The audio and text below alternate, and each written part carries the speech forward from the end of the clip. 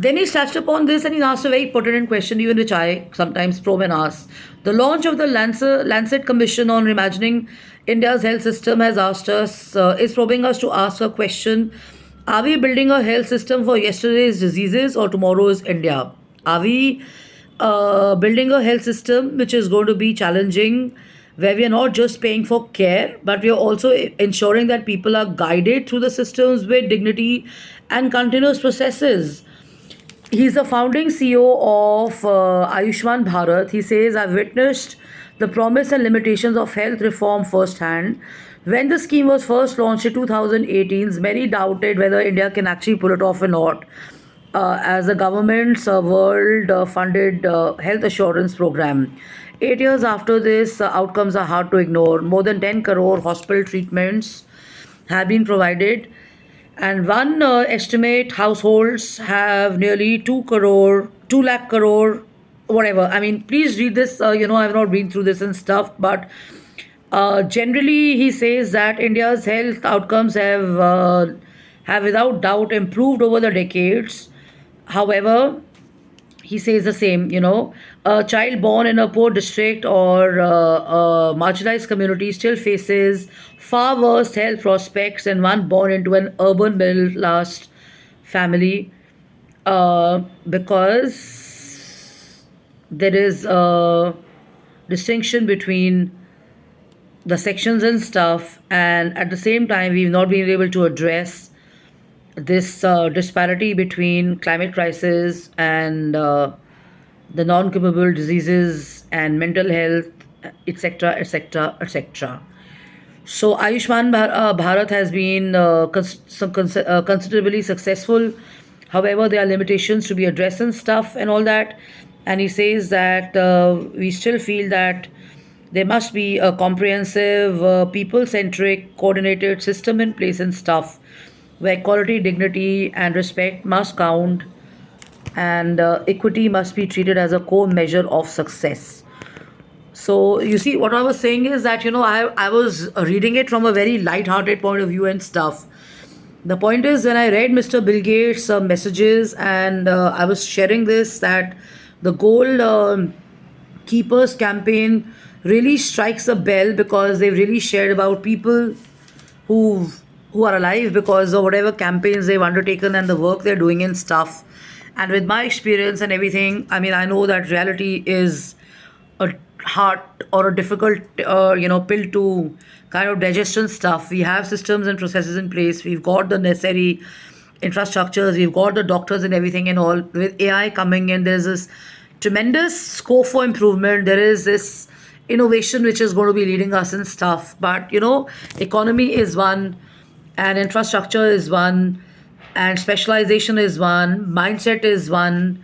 How professional are going to be people? How professional are people going to be? And what do you do with the old schools and the mindsets?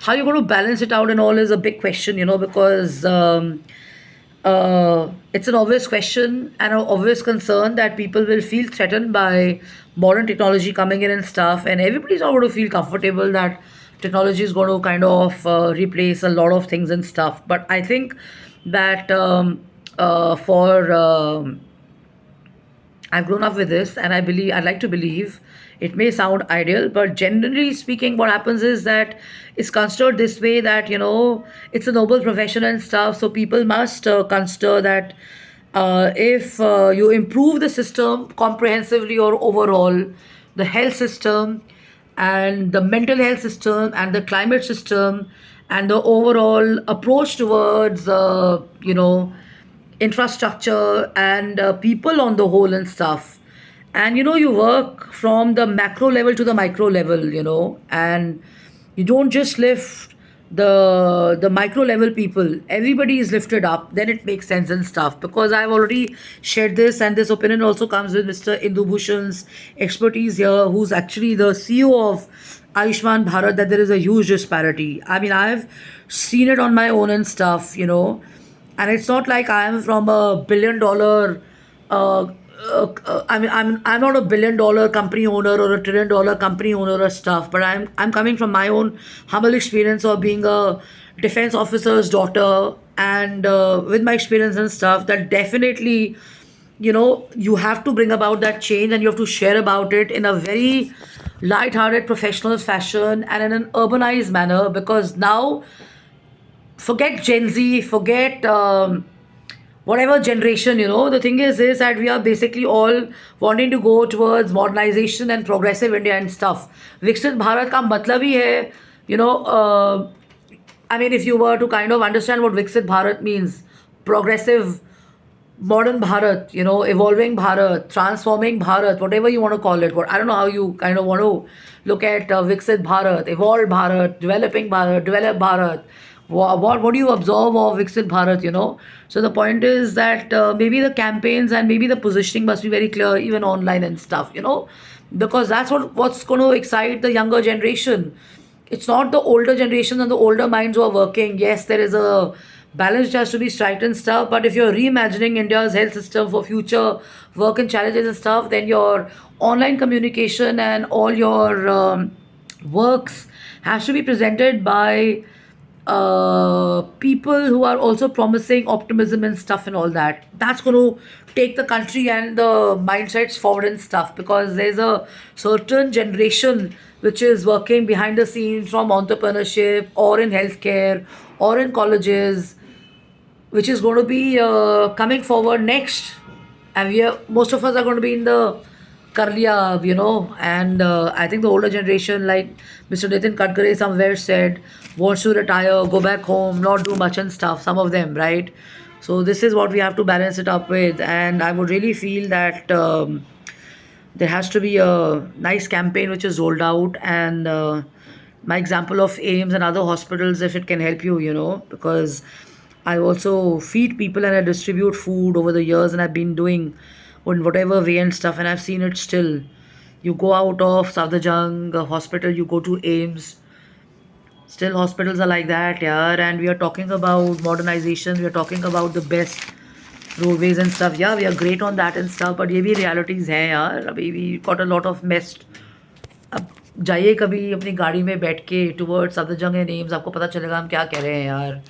Go to the railway stations and stuff. Now I see Miss Rekha CM is sharing some really nice shares on concrete work and stuff. So this is what we like to see and stuff, rather than spending time on what party did what and stuff. It's obvious to everybody. Everybody knows.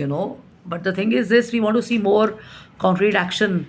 We would like to be focused on not expose and stuff. We like to see on what is the action plan, because people want to know what's happening. It's not that they're impatient and stuff. We want to see substance work every day. We want to wake up on आज ये हो रहा है, आज ये हो रहा है, आज ये हो रहा है, आज ये हो रहा है, so we can multiply that positivity and we can share that change every day. So maybe the messaging also on social media handles can be that way. I've been requesting for a very long time that rather than showing us debates and parliament stuff and all that, please show us this, because this is what people read every day as news.